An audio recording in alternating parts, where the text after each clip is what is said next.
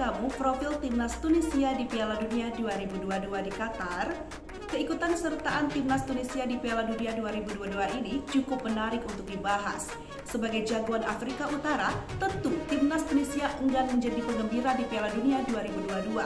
Maklum, sepanjang sejarah keikutsertaan mereka di Piala Dunia, timnas Tunisia tidak terlalu menonjol.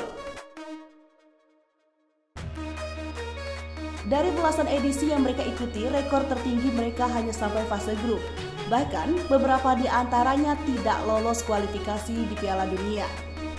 Kendati demikian, tim berjuluk Lankertech ini akan berambisi untuk memperbaiki tren mereka di Piala Dunia.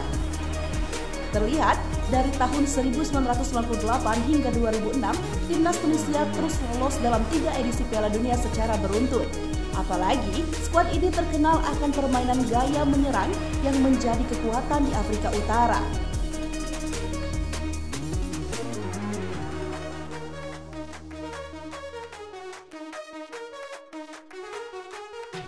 Namun, kelima partisipasi Tunisia belum terhitung sukses karena mereka baru berstatus sebagai penggembira. Nah, apakah mereka akan melampaui rekor seperti sebelumnya? Di Piala Dunia 2022 ini, kita nantikan nanti. Untuk info lebih lanjut, kalian bisa baca di sribuku.com.